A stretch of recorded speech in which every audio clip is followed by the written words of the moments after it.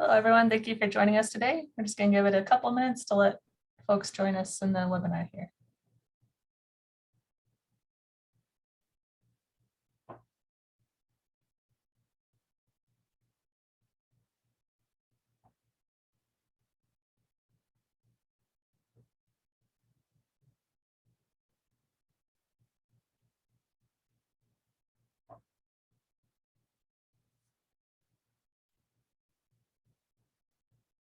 All right, we're 1 minute past, so we'll go ahead and get started. Hello, my name is Megan Zivic.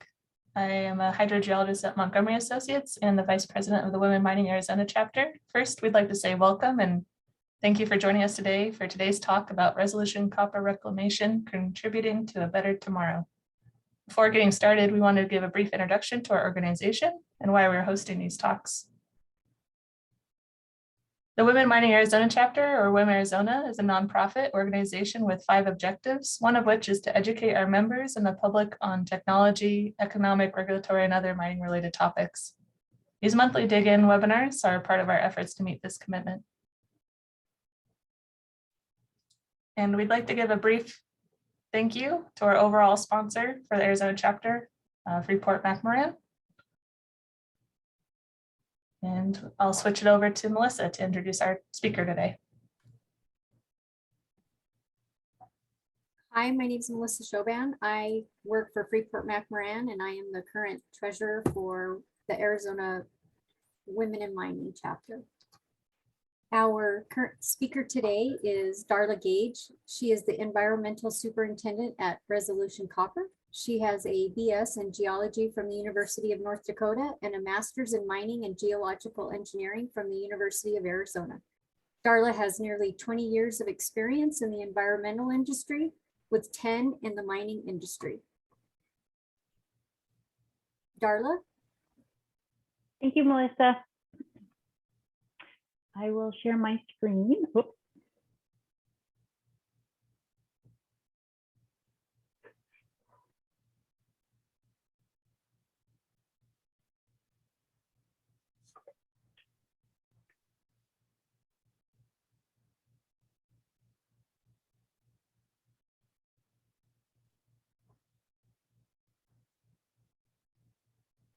Hopefully this works out okay. Oops. Are you able to see that okay? And We see the Zoom webpage currently. Oh, you do see the Zoom webpage currently. Oh, jeepers. I thought we had this all worked out. I apologize. Take your time.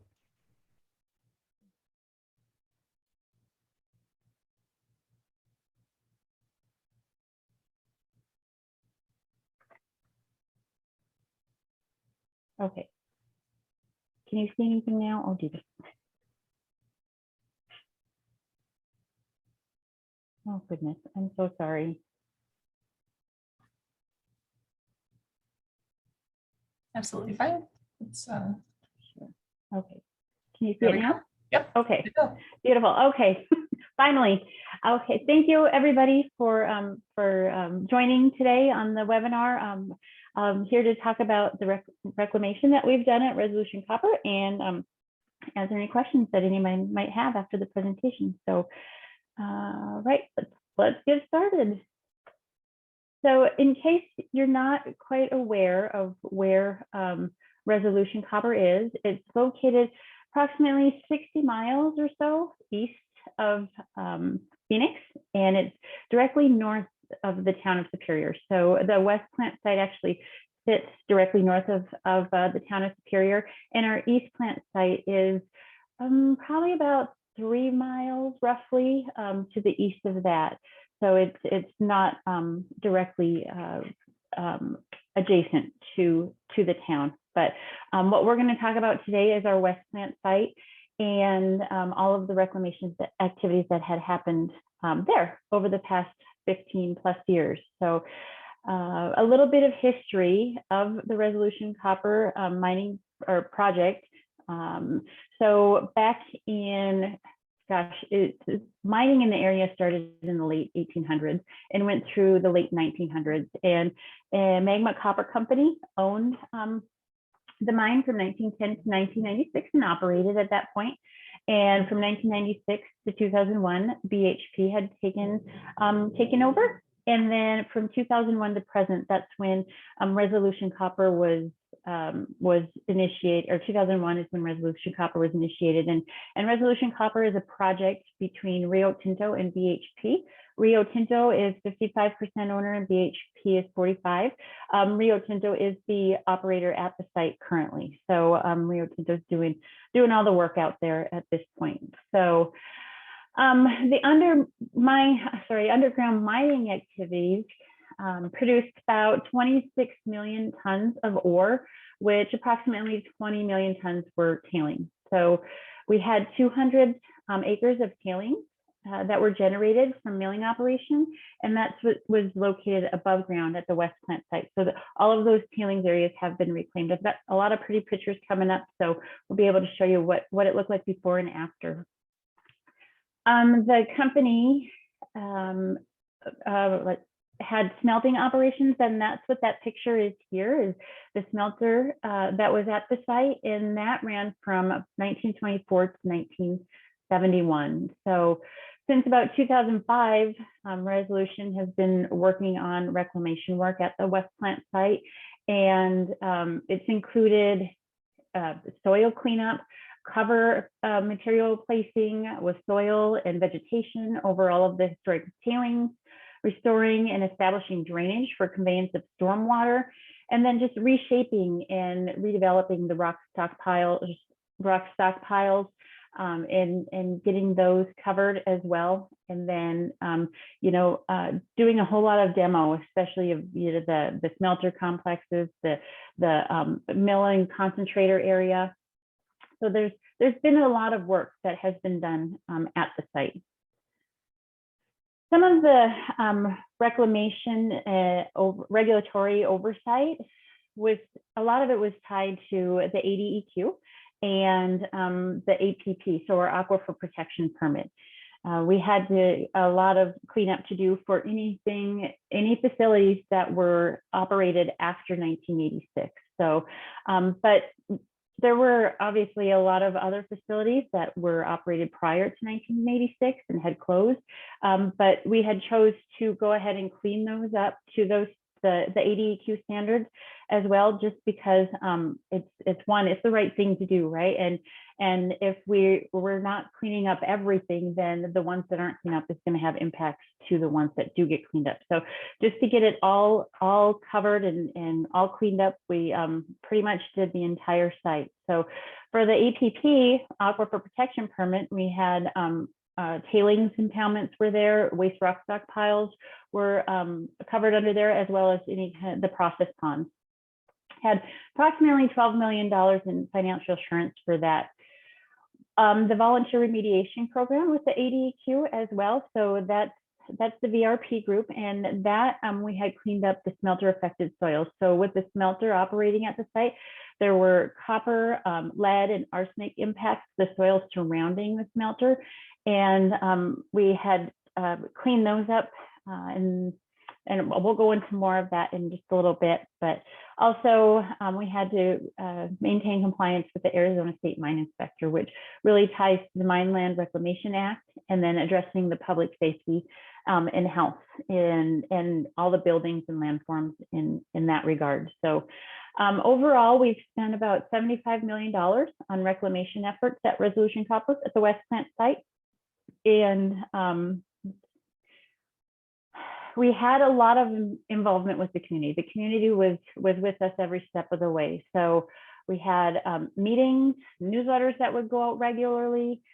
We've developed what's called the community working group. So we have regular members of the community coming and supplying feedback and just letting us inform them about what is happening and why things are happening the way they were.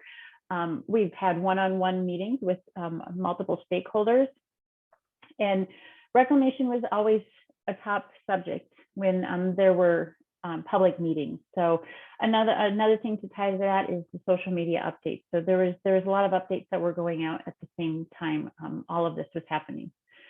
And as far as local community support, so the KPIs, so the key performance indicators, contractors to hire locally. So now we have this as part of all of our contractors. So we can ensure that, you know, the local contractors are basically getting some sort of preference just because they are local, and we want to be able to build the local companies and make sure that they're being supported as well. So we have partnerships with local municipalities and economic development groups. So agreements with the town of Superior, Rebuild Superior, chambers in the area of the local of the Copper Triangle, as well as economic development groups in the Copper Triangle. So all in all, currently about 65% of the project spend is within Arizona. And about 35, just over 35% is within the 40-mile radius of Superior. So with all of the work that has happened out there and is continuing to happen, I think that's pretty good. So this slide here just kind of gives you a overview. So I know those little tags are pretty hard to see, but each one of those tags has somehow or some way been affected by reclamation efforts. If you look at all of the structures there, there's at least there's 30 plus historic mining features and structures that had been reclaimed between 2005 and 2020. 2020 was when we had completed the reclamation for our the VRP with ADEQ, as well as the APP group with ADEQ. So we looked at the stockpiles, process ponds, mining structures, recontoured and redid the stormwater conveyance, and also addressed the tailings impoundments, as well as the smelter affected soils. And when you're looking at this slide here, the green area is the area roughly where the smelter affected soils were removed. And then you're looking at, if you look at the red lines and the blue lines, those are all of the new stormwater conveyance channels that had been put in during the process. So when we talk about the reclamation approach, there's a number of different things that we have to take into consider. You know, we look at materials management. What are we going to do with everything from all the old structures, all the old equipment, all the old buildings? We look at borrow sources, recontouring, and closure cover, revegetation, and as well as stormwater management, right? So in regards to materials management, so all of the equipment, you know, that had fluids or oils or, you know, maybe some electrical switches, all of those things were removed and recycled where they could be. Buildings were demolished. Concrete foundations were either removed or buried. And all of the scrap metal, as much as we could, we sent off for recycle. And any kind of other like wood or trash or potential, you know, materials that would cause safety hazards, we had removed and disposed of by a licensed contractor. So when it comes to borrow sources, cover materials primarily used were the Gila conglomerate and inert development rock. So during this period, we had we started development of our Shaft 10. And some of that inert development rock was used for cover materials on some of our tailings pond or stockpiles, or just or the ponds in general. So we also found out that Gila conglomerate, after doing some testing, was suitable for revegetation. So that was kind of a plus for us. So we could have a local source and be able to use that for revegetation as well. Any of our riprap that we used for stormwater channels was typically gotten from offsite sources, the local quarries, and we made sure that, you know, the material wasn't mineralized and that it was suitable for riprap in the stormwater channels. Any kind of structural fill or low permeability fill that was needed was also came from on-site borrow sources. So there's a couple of different areas that we were able to pull material from and use for that.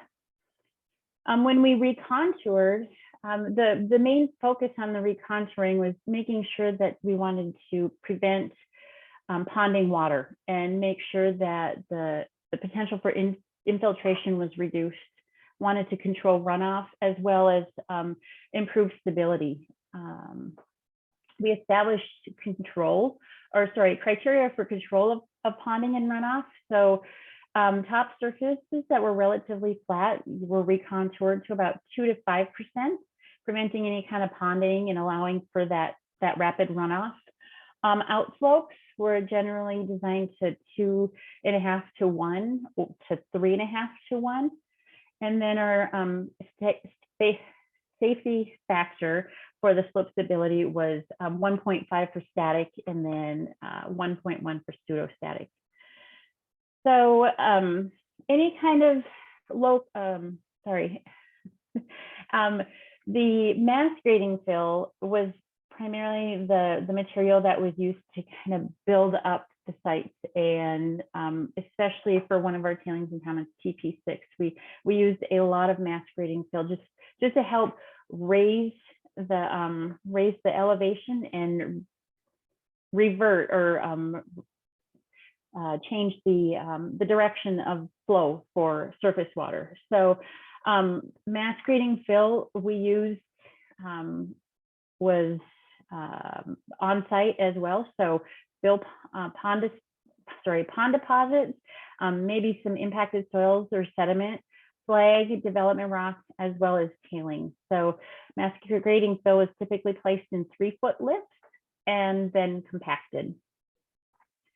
So closure cover in itself, with that we needed to provide basically a rooting layer for vegetation. So and also in addition to that, it helped protect the underlaying materials from erosion. So we had to meet certain parameters from a geochemical and a particle size topic. So cover thicknesses typically range from about 2 to 3 feet, and then they were placed in a single layer and uncompacted.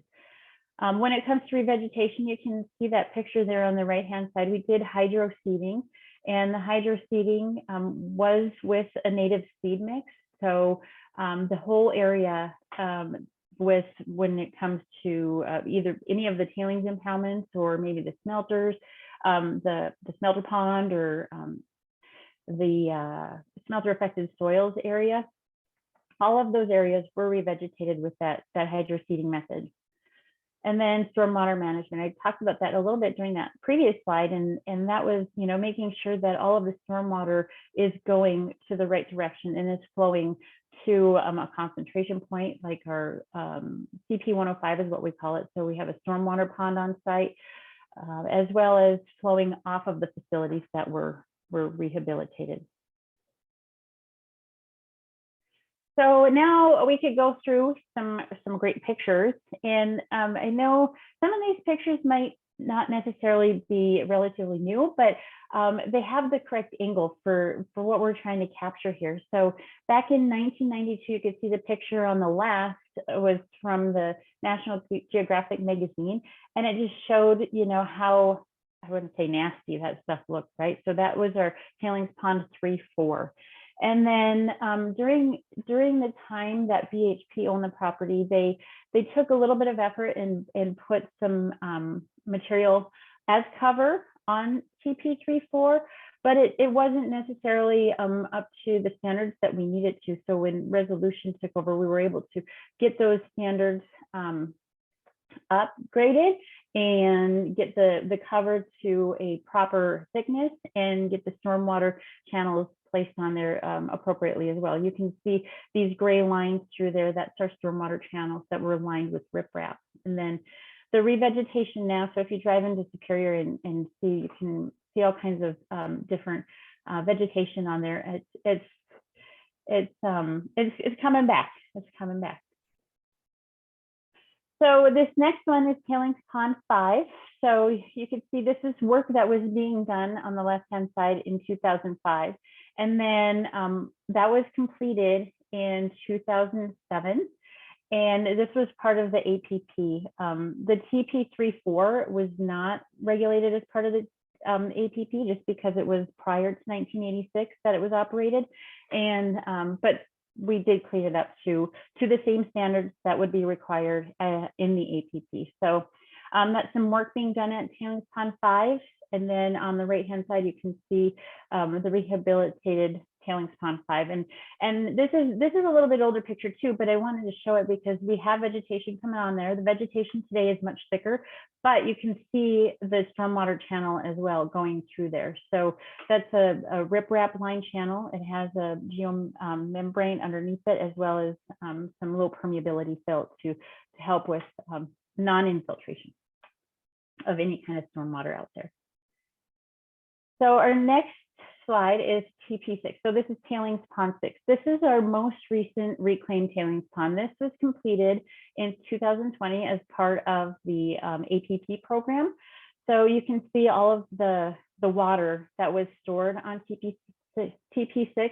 We use it as stormwater storage, but when we started to do the reclamation at TP6, we were required to get all of the stormwater off of the impoundment itself. So it was, luckily for us, it was a dry year that year, and getting the water off of the pond wasn't too difficult. So, but again, you can see the riprap line channels out there, and it reaches what's called our spillway, and that spillway just goes down and allows water to shed off of the tailings impoundment.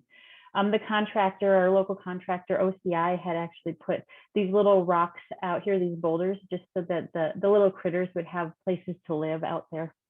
That's been hydro-seeded as well. Right now we don't have a lot of regrowth at this point, but again, it's coming back slowly.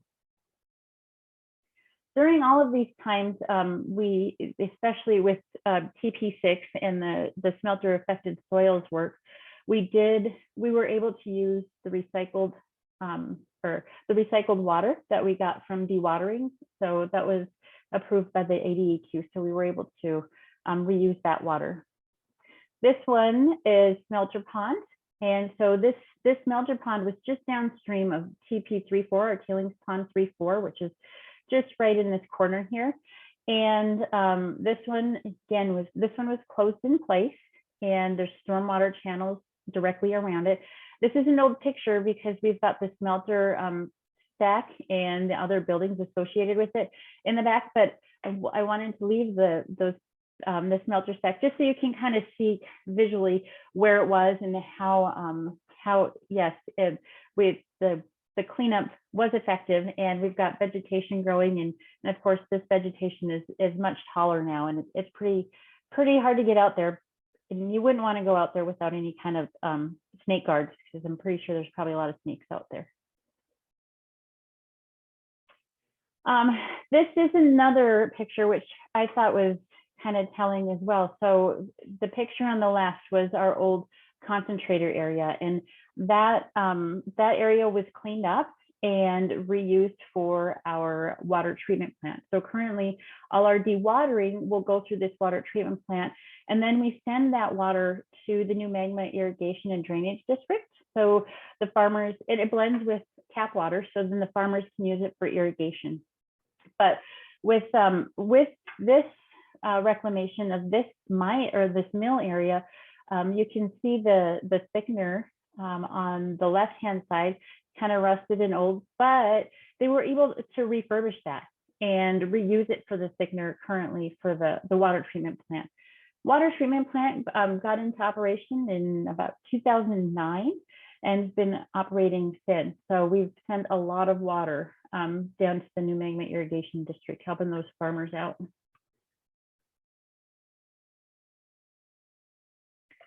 So a little bit about the smelter affected soils. The smelter was about right here. So this is on the left side of this left-hand picture, and I guess the right-hand picture too. You can see our property boundary, and then the smelter stack was kind of in the middle on the bottom there, maybe just a little bit to the west. But when that smelter was in operation, what had happened, the emissions from the smelter had deposited high levels of metals onto the ground surface. And when that was identified, major studies were done, right? So the whole area, the whole West Plant site was looked at and sampled and analyzed. And it was identified that this bottom corner here, which was referred to as the South Industrial area. And that area was the area that needed to be cleaned up to site-specific soil remediation levels. So this work started under the APP with the application that was submitted in 2005. It was transferred over to the VRP in 2010. But all of the work that needed to go into this was the human health risk assessment, and then that needed to be approved. We got the site characterization report, which needed to be approved. And these are all being approved by the ADEQ. So the site characterization report was approved in 2013. And then in 2015, we submitted a report for development of those site-specific soil remediation levels. And then that same year, the ADEQ approved. And then we submitted an action plan, a remedial action work plan to the DEQ, again approved in that same year, 2016. So the work started right away in 2016 and went through 2020. All of the soils that were scraped in this area off of the ground surface were placed in TP6 and tailings pond 6 for mass grading fill. So you can see all of these little green dots. All of these little green dots were soil sample locations, and the green indicates that, yes, those samples have met the soil remediation levels. And then there was a couple of little areas that weren't able to get to because of the steep nature of that area and the safety factors that came into play with reaching those areas. So with equipment. So looking at some of these pictures here, you can see this aerial photo. This is an area that had been scraped. And when we're doing the scraping, again, we did a lot of dust control. The dust control water that was used from our water treatment plant after it had gone through the treatment process. And then all of the areas had been reseeded by hydroseeding with the native seed mix. So, and when it comes to the hydroseeding, so the same areas, the smelter affected soil areas, we are working with the University of Arizona currently and the Center for Environmentally Sustainable Mining. And after all of the remediation had been complete, they came out and they are testing different soil plots. These plots are kind of right here on the left-hand picture. You can kind of see some stakes right there and different like layers or different kind of areas of vegetation. But what they're doing is they're looking at revegetation success, whether it's with any sort of like fertilizer, no fertilizer. They're looking at plots that don't have anything on them as well to see what kind of vegetation success there is. And they're doing studies. They come out twice a year. They look at what's growing and they also test the soils. So it's great working with them, and they're coming up with some great results. And we're finding out that seasonality really has something to do with our regrowth. So with all this reclamation that had been done in 2015, Resolution had gotten an award from the state mine inspector for reclaiming that lower smelter pond area. So that was pretty exciting. And all in all, 474 acres of area has been reclaimed at our West Plant site. And again, that's about $75 million is what they've spent in reclamation efforts. And there's been a lot of great people working on the project. All of these people that are here are local folks that helped along with the reclamation efforts. And it's just a great thing to see that all of this work has been done out there. So, and that's the end of my presentation. I'll take questions now if anybody has any questions. All righty, we have a few in the chat. Okay. The first one is the state helping with any money for grants for reclamation? As far as Resolution goes, we didn't take any money from the state in that regard. Okay. What is the new timeline for the mine going online and finishing all of the permits and agreements with tribes? That's a great question. So currently, our timeline, so we're expecting the EIS to be published hopefully first quarter next year at this time. It keeps getting pushed and pushed, but it is important because the tribes are in consultation now still. So we're having a lot of conversations. There's getting a lot of clarity. Everybody's being informed from both sides, whether it's, the tribes informing the Forest Service or the Forest Service informing the tribes. And ideally, moving forward, we'd like to have operations start by about 2027 is what they're saying, but to be determined. I'm not going to make any promises on that date. All right. What is the quantity of affected smelter soil that's been removed so far? The quantity, I have that number in my head. I can find out and let you know. I can't remember off the top of my head, but there was a lot. There was a lot. All right. From Alusola Olanini, we have, when should reclamation start? Is it during mining or after? So reclamation, if you can start it during mining, it's probably in your best interest, just because one, the costs as you progressively go and develop the mine are cheaper than waiting down long term down the road. And that's my thoughts, and that's what I'm an advocate for. Right. What did resolution do with the slag that was produced? So in reclamation with the slag that was produced by the smelter? So we were able to use some of the slag, not quite all of the slag, but what we had done is we characterized the slag and we made sure that the ADEQ was okay with us using it as masquerading fill in the TP6 and our tailings pond 6 area. What had happened was the slag material was mixed with the smelter affected soils material and placed as masquerading fill. So it was a mixture, it was a 50-50 mixture. All righty. I don't have any more questions right now, but let's wait a couple minutes and see if we can get a couple more to come in. Okay.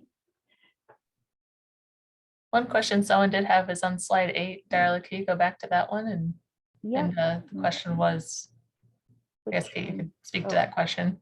Yes. The question is if there are residential homes pictured in the in those photos. Yes, I'm sorry. That's one thing I forgot to mention is the town of Superior is literally butted up against our tailings pond 3-4. So that was one of the things that we were really concerned about is just one, the state of that tailings pond at the inception of resolution, and then making sure it's managed. So all of these areas are inspected regularly moving forward. Like every month we go out and we inspect the stormwater channels. We look for erosion. We make sure there's no crazy changes in vegetation or any sort of sloughing of material anywhere. So it's every month we're doing that, and we're maintaining those inspections for 30+ years after the closure of these facilities. So.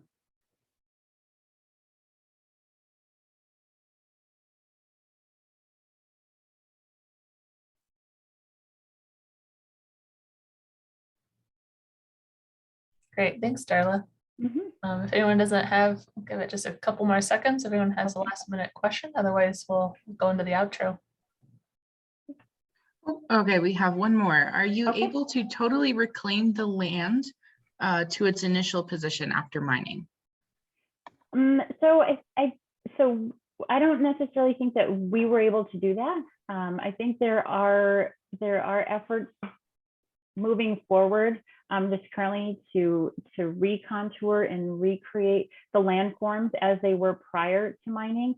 But I know that's something that's kind of up and coming, and something that's going to be more trendy, if you want to say that, trending more, so that there's more of that natural look once mining is complete. And in some instances, it's nearly impossible to do. So it's a balance for sure.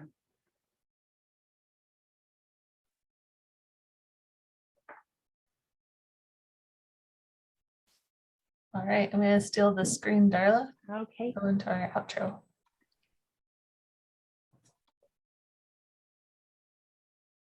There we go. Well, just want to give a huge thank you, Darla, for presenting.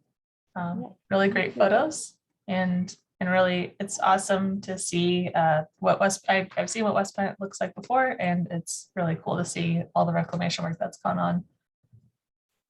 So a huge thank you for presenting today. Yeah, you're welcome. You're welcome. And we also want to just kind of talk about women a little bit more, to get involved. We invite anyone to become a member, get involved in committees, make a difference, use and grow your skills and network. And you can see we're active on social media. You've probably seen us on LinkedIn, so definitely connect with us. And to mark your calendars, we have our Q2 networking event in Phoenix at the Arizona Science Center on June 18th. And it's all about perfecting your pitch. Can you connect with the crowd when you network with Angela Garman? So we post in the chat if you want to register for that. And our next dig in will be June 29th on Caterpillar's Tucson Proving Ground operations. So those are our next events. And with that, thank you everyone for joining us today and participating in this dig in. Appreciate it.